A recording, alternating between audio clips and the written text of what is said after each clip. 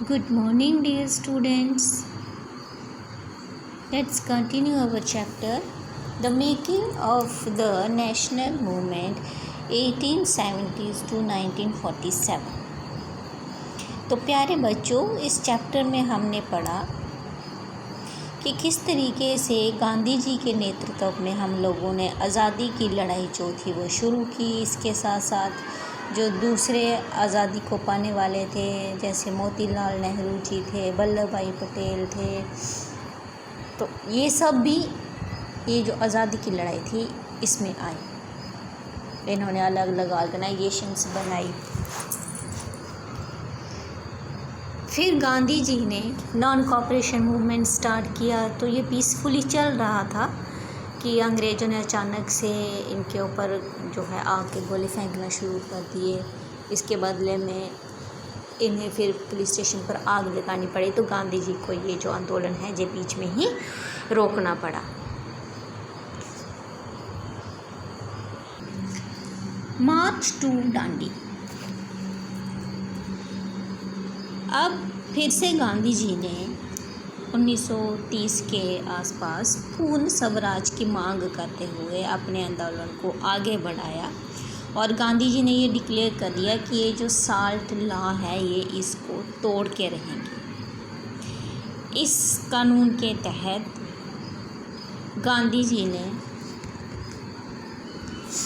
जो साल्ट है इसकी मैन्युफैक्चरिंग जो है ये करने के लिए लोगों को कहा कि स्टेट जो है वो खुद साल्ट बनाएगी। इससे जो अमीरी गरीबी के डिफरेंसेस हैं वो भी काफ़ी हद तक कम होंगे।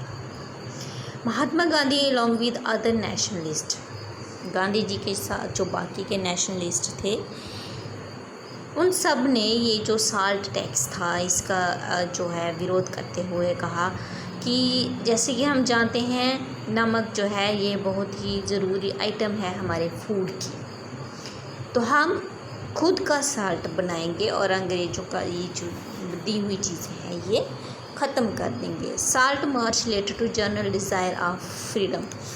साल्ट मार्च का मतलब था कि उन्हें आज़ादी चाहिए। ये जो अंग्रेज़ों के रूल हैं, उनके जो टैक्स थोपे जा रहे हैं, इन सब से आज़ादी चाहिए। ये जो दुख भरी ज़िंदगी सब लोगों को मिली हुई है, इन सब से आज़ादी चाहिए। और इसके साथ साथ ये जो चीज़ है साल्ट मार्च, तो ये रिच और पुअर के डिफरेंसेस को भी ख़त्म करेगा। Gandhi ji and his followers marched for over 240 miles from Sabarmati. Sabarmati Gandhi ji का आश्रम था, वहाँ से लेके जो डांडी टाउन है वहाँ तक गांधी जी के साथ जो उनको मानने वाले थे उन्होंने 240 माइल्स पैदल चलकर डांडी पहुँचे, जहाँ पर उन्होंने सरकार का जो कानून बनाया हुआ था by gathering natural salt found on the sea shore. समंदर के किनारे जाकर वहाँ पर जो नेचुरल साल्ट है वो बनाकर अंग्रेज़ों के बनाए हुए कानून को तोड़ दिया। एंड बॉइलिंग सी वाटर, उन्होंने सी वाटर को बॉयल किया और साल्ट को बनाया। ठीक है।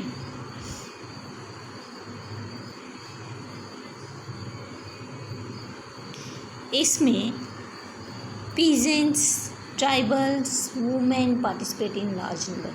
इसमें सिर्फ बड़े बड़े नेता ही नहीं, जो आम मजदूर थे, जो ट्राइबल पीपल थे, औरतें थी, बच्चे थे, सब जो थे वो इसका हिस्सा बने। और इन्होंने ये जो साल्ट इशू के ऊपर जो बिजनेसमैन थे इन्होंने बहुत सारे पैम्फलेट्स जो थे वो पब्लिश भी किए। Government try to crush the movement through brutal actions against peaceful सत्याग्रहीज, thousands were sent to jail.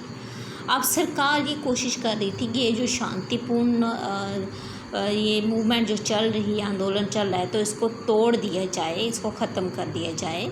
तो उन्होंने बहुत सारे लोगों को पकड़ के जेल में डाल दिया। मतलब इतने सारे लोग थे कि जेल में जगह कम पड़ गई थी। The combined struggle of the Indian people bore fruit when the government of India act 1935 prescribed provincial autonomy. अब ये जो संघर्ष चल रहा था इसका थोड़ा सा फल उनको मिला, जो इंडियंस थे। करीब 1935 में जब सरकार ने, ब्रिटिश गवर्नमेंट ने ये अनाउंस किया कि जो इंडिया के लोग हैं वो प्रोविंशियल इलेक्शंस लड़ सकते हैं, उसमें पार्टिसिपेट कर सकते हैं, और कांग्रेस ने 11 प्रोविंस में से 7 पर जीत हासिल की थी।